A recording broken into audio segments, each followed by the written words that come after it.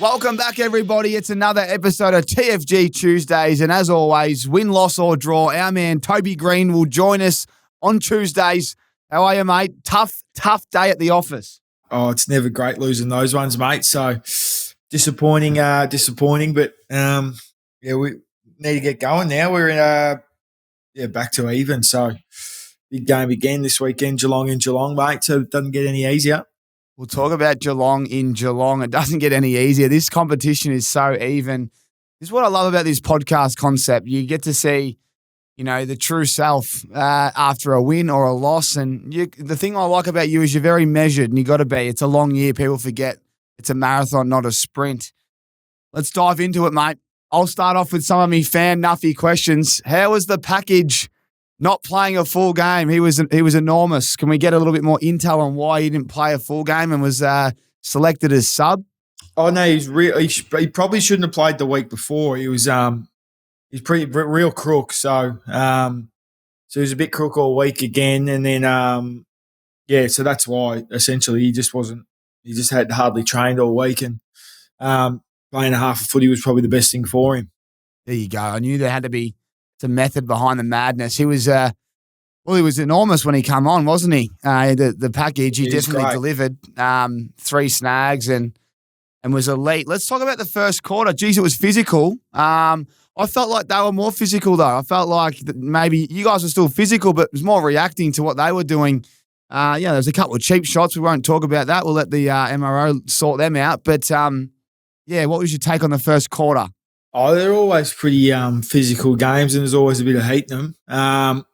They certainly try and, they certainly always make a point of coming after us. So it wasn't anything different, but I think down the other end of the ground, that's certainly what they were trying to do. But there's always a bit of feeling in those games. They're always fairly heated. Certainly was. Well, what went wrong in the first quarter? Because your defence was elite after that, I felt like, especially the second and third. What was – because the start of the game was – it was looking really nasty early. I think it was 30-0 maybe at one point. Correct me if I'm wrong, but I think it was. They kicked the first 5, yeah. Oh, it was pretty much there. We let them play exactly how they want to play. Uncontested marks come through the corridor, and they – got great looks on the back of it. So it was essentially just that. We just didn't come out to defend the ground in the right way. And then once we were able to sort of slow that up, got the game back on our terms for a good portion of the last 3 quarters. But they had their moments as well, and because they had a 5-goal head start, essentially we couldn't really get it back. We almost got it back to even, and they kicked some early ones late in the last, and that made it really hard. It certainly did. How does that happen? Like, I'm not being a smart ass. This is just a question. You guys are well prepared. You're all working your ass off out there. Heaney and Warner have 2 and 20 between them in the first quarter, and they're up by 30. Like, how does that happen for people at home? Oh, it's probably just a breakdown between each line group. I haven't watched the game back yet, so I'm not exactly sure, but as forwards, I know we probably let them. We probably 2-man reference didn't help protect corridor. They were able to get some good overlap, and they're almost number 1 or 2 corridor team in the comp. So it certainly was a big focus, and we knew that was one of their strengths. But when they, I guess, sort of come out the front of the stoppage, and then able to overlap that can make it hard as well. But yeah, we were and then contest ahead of the ball as well. We got beat in the first quarter, so that's some of the reasons. Love it, mate. Love it. I love the way you've broken it down. I want to talk to you about the umpiring and the rule. More the rule, not the umpiring, but the rule. So when someone takes a mark, right, you got to stand on the mark. I think one of the Scott brothers put this to the AFL a few weeks ago. But that's the rule, right? You got to stand the mark and you can't move. Although if you move, it's 50. Is that correct? Yeah. Well, if you don't get out straight away, it's 50, yeah. So, but when you stand the mark and you're on the mark, you can't move. You got to stand there till they say play on. If you get called to stand, yeah. I feel like I feel like watching that's no longer a thing. Like I couldn't, not just you guys as well, but I feel like there's a lot of leniency on that. Do you feel like that as well out there, or? Yeah, I think it's a great rule. It certainly helped the game. But it's something all teams are trying to do. You know, you don't want to get called to stand, or most teams, or depending on where you are on the ground as well. You want to get out and sort of join the defence, but it's really up to the umpire's interpretation. You know, if you're standing there and they call you to stand, then I almost got done yesterday. I sort of could see him about to blow 50, so I stopped and stood. But yeah, I don't really know. Like, I think it's a great rule, but you certainly want to help team defense as the defending team and offensive team. You know, you want to be able to access as much of the ground as you can. Yeah, well, I certainly reckon they've been way more lenient on it, and the one they're strict on is the 15 metres. Like, if you kick the ball now, it's play on a lot where they used to pay it. So that's something that I'll give the umpires a little polish here, Toes, but I feel like they've done that pretty well. Well, look, it was a disappointing result in the end, but the one thing that you just didn't do is you didn't give up. You fought it out to the end, and like you said, the first quarter really cost you the game. It's a big win for Sydney, and it's big for the competition. It's so even now. What was the coach's message after the game? Was it more the first quarter? What was there anything else that he said? No, we actually didn't chat after the game. So yeah, we'll go through it tomorrow in depth, but it would have been essentially that, yeah, and then a couple of little things, but yeah, that certainly hurt us, and then thought we're pretty solid after that. Played some better footy than we had been the last couple of weeks, but good to see a few young boys come in and play well. But yeah, we got work to do. No review. That's or no chat afterwards. Did he just walk in and say something? Because that's not normal. It's not abnormal. Like, he's done it a couple of times. Like, I think when you're at home and there's a few families, my boys are talking to families, he just sort of just saves it, and we'll go through it tomorrow. Yeah, it's not like we don't have a. It's not like it's we do probably 80% of the time, but there's occasionally we won't have one. Good insight that. I felt like every time I played, there was always a quick chat, but sometimes you want the chat, don't you? Because you just want a little bit of you want a quick message so you can kind of put it not to bed, but you know the review's coming. But sometimes it's like, what's he got for us?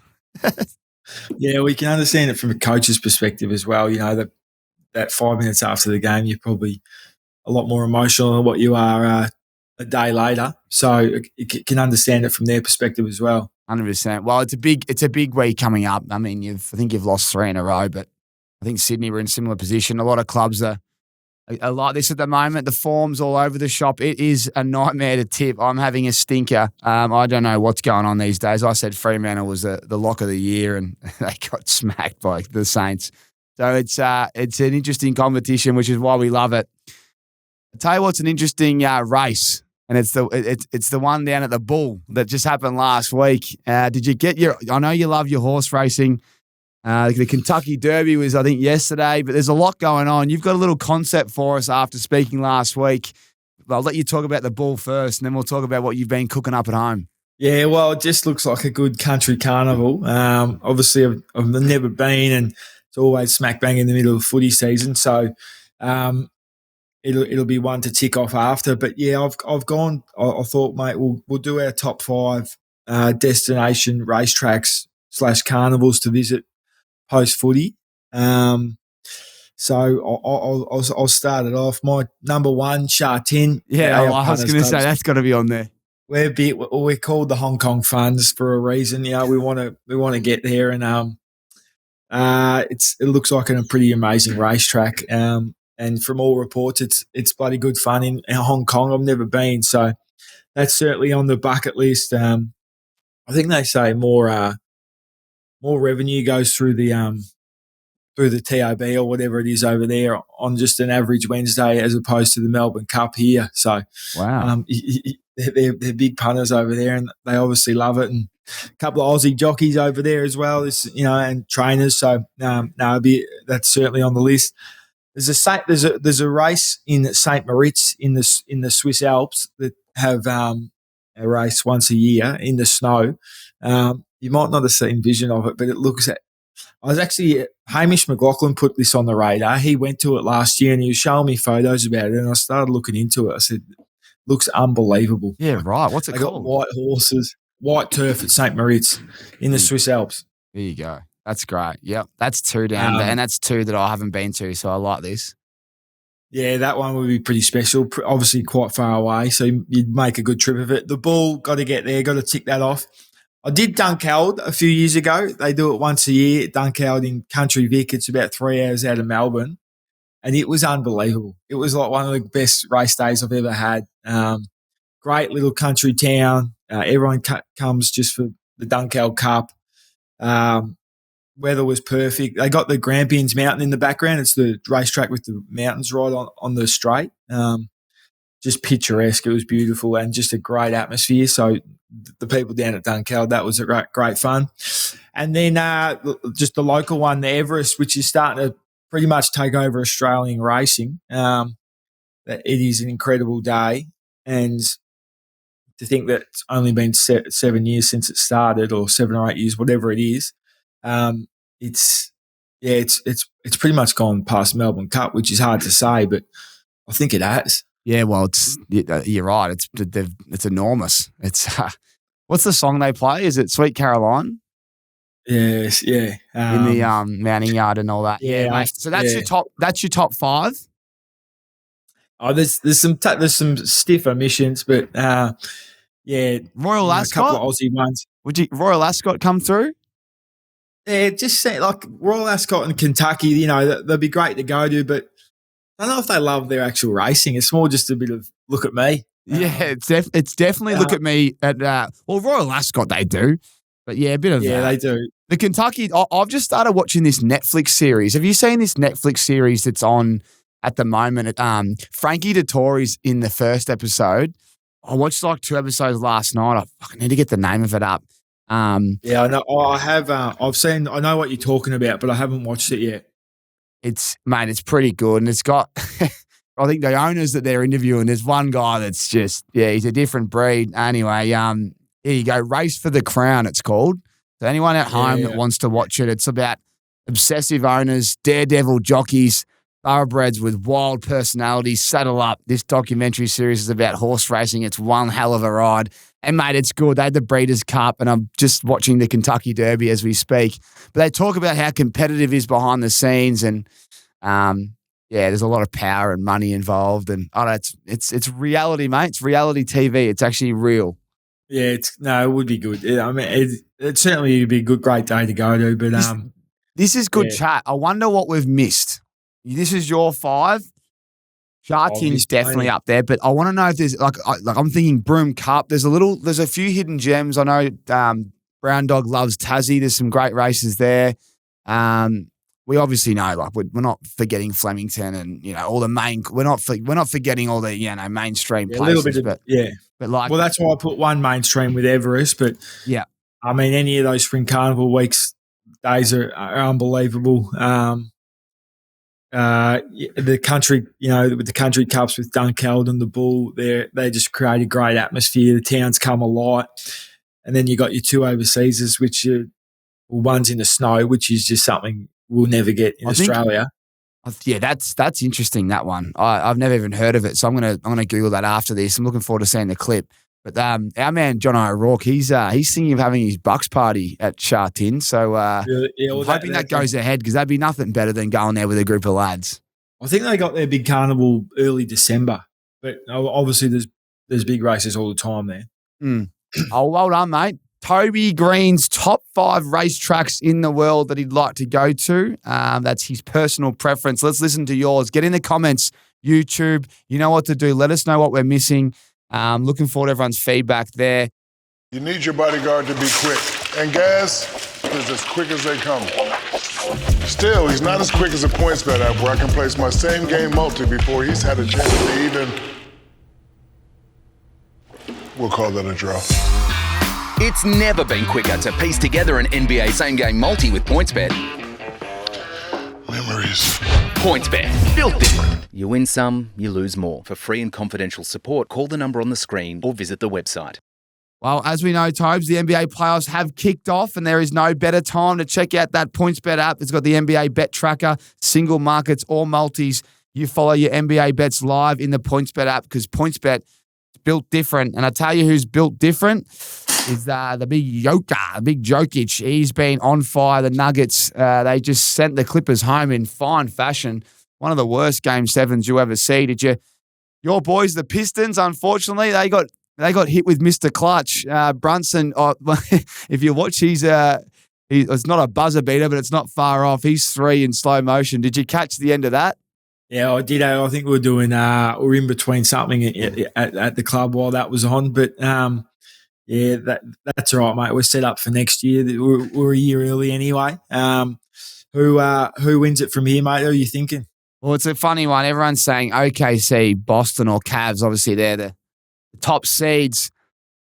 Oh, I love the Ant-Man. The Lakers, I was rooting for the Lakers, as we were saying today. As we record this podcast, guys, it's the Warriors game is about to start. So we don't know who's going to win Game 7 of the Rockets. But I don't know, man. I feel like if the Warriors win, I think the Wolves are too tall, too long, and the Ant-Man's he's just built different, a bit like the PointsBet app. And I reckon I'll be supporting the Wolves. I'd love to see the Wolves go right through, but after OKC's season, you're probably leaning that way. I like the West more than the East, just quietly. Yeah. Like I don't know why, but yeah, when it also comes down to availability, as you know. Like I'm watching the Cavs before we rolled in here, and Garland's on the bench, so you're missing your point guard. You need all your best players out there, but.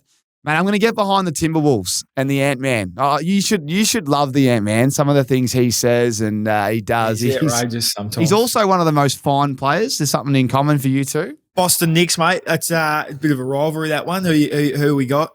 Well, I love the Knicks and Boston. They're flying. That'll be good. That'd be a great series to go to, actually. Yeah. Oh, you're just going in between Boston and New York. Yeah, it would be a hot ticket in New York. I'll give you the tip. Man, it'd be great to see that go to 7. I feel like Boston will have their measure, but if Brunson's playing the way he is, it all comes down to big cat, Karl Anthony Towns. He's a big weapon. He's a bit hit and miss, mate. You know, you don't like watching those players. You know, one week they're best on, next minute they're real quiet. Looking forward to it, mate. There's a lot of games to play out still, but the NBA finals are in full flight. Yeah, Let's get back to your code before we close it out. It's a massive week. We won't sugarcoat it, but yeah, you've lost the last 3. Correct me if I'm wrong. And and the Cats are flying, and they've just come off a big win. I was actually at the game. Did you catch the end of that game before we get to this one? Did you watch that? It was unbelievable. I couldn't have watched a better game. I didn't see the last quarter, but I watched the first half. It was high standard. It was they were too. Collingwood, probably should have been a bit further in front at half time, and then Geelong do what they do and change a few things, and they're a bloody good team. What do you do to a man like Danger? Like he's age is just a number. The way he's playing and what he did in the last quarter was vintage. Yeah, well, he's in good touch. I imagine Big Connor Iden will get the job, and he's pretty bloody good, Connor. So. Yeah, if he's at full forward, it'll be Seeker, I would think. But credit to Danger. He's great to watch, and he's going great. Yeah, well said. And looking forward to that. As a defender, there's nothing worse knowing you've just got a superstar every single week. That's why Big Seeker is paid well and loved by all the boys. Big Jackie Crisp. I mean, I don't think we spoke about it on this, but we definitely spoke on the AFL pod with Daisy and Wall at 245 and now going on to 246. It's how many games have you played? Yeah, 245, I think. 246 or something. Yeah. And how many times do you think with suspension, injury, sickness, whatever, how many times do you reckon you've missed? Heaps. I would have missed 60 or something. There you go. So for him to play the same amount of games you've played in a row, it's crazy when you break it all down. It's actually absurd. I don't think that can ever be beaten. Like, I don't think it can. I kind of agree with you. Not especially the game, the way it's played and the intensity it's at. It'll never be beaten again. What about the last moment? I couldn't believe it. The script, mate. Like when he's marked at 40, he had to kick it from about 49-50. legs were heavy. It never had a chance off the boot, but geez, if he kicks that, like, is it one of the greatest moments ever? Yeah, it's a fair storyline. That's footy. You shot from 50 at the end of the game. You're pretty cooked. You're probably 50-50 chance, really. So, but it would have been a fair story. I felt like everyone left that game. I know Geelong won, but I think Pies fans, I don't think they would have been too disappointed. I reckon they'd be pretty happy with how they played. Those teams would be going deep. Righto, well, you've got Geelong. The good news is you've beaten Geelong the last 2 times in Geelong. Very hard to beat Geelong in Geelong. You won by 4 points the last time you played them, and the time before that you beat them by 7 points. So you can go into this with confidence. What is it about Giants playing well in Geelong, you reckon? There's nothing about it. I think we've just had a few good games against them when we've sort of needed them. It's a little bit similar to this year, to be honest. So we're going to have to do something similar, bring really high pressure because their uncontested game is very strong and they get well set. So as the week goes on, I'm sure we'll have a good look at them. But they're in great touch. So we need to get going. Bailey Smith's flying. I don't think he's had a game under 25 this year. You got to think that he gets a bit of attention. I saw Bedford was subbed out. Snooze was subbed out. What was that from? Well, from that hit, yeah. But, was that concussion or was that just a cut? It wasn't concussion. He couldn't see. So 95% sure he wasn't concussed. But so hopefully he can play this week, yeah. Does he go to Smith? Max Holmes would be a good contender as well. So one of those two, yeah. I feel like Bailey Smith, he's yet to cop a real serious tag. And his form's been elite. Off an ACL, what he's done, it's, again, very impressive. So well done to him. And then our mate, Jezza, you two love, I hope you get in a wrestle on the field and show everyone who's got the upper hand lately. But are you looking forward to playing Jezza? Yeah, well, yeah, it'd be good. Jack Buckley or Slammer, have that job. Hopefully we can keep him quiet because he's a big reason when they play well. So, it's always good to go against him, and I think catch up with him potentially after the game. So, are you going to stay down there after the game? It's a 3:00 game on a Sunday. You'd think that they wouldn't rush you back to Sydney, would they? Well, we try to, but we can't because of the Sydney curfew, and then getting back to Melbourne Airport from Geelong. So it's a bit annoying, but it's nothing we can do. So, yeah, we got to stay the night. I love it. Well, you just led me into something that stopped that. You can't really stop the curfew. I think it's been there for 20 years, you told me, even though that I thought it was a disgrace. It should be open 24/7. But I'll give you a stop that. A KPI Construction stop that. You ready for it? Yeah, talk to me. Did you vote on the weekend? Yeah, I voted Saturday morning, yep. How long did you wait in the line? No, it was actually, the line was long, but then because my electorate was like, everyone's north of where I live, that everyone's was in the other electorate, and I was in another one. They go, so if you're in Wentworth, go to the front. Oh, wow. Fucking beautiful. Oh, well, whatever you did, I did the opposite, I think, because I was lining up for 2 hours, and it is the most ridiculous system, lining up and then pen to paper, right? Pen to paper. And I'll be honest with you, after me first 2 or 3, I didn't know who the fuck I was voting for because you got to put it down 5, right? So you do that. How this can't be done online is an absolute disgrace. It's a KPI Construction, stop that. We have the MyGov app.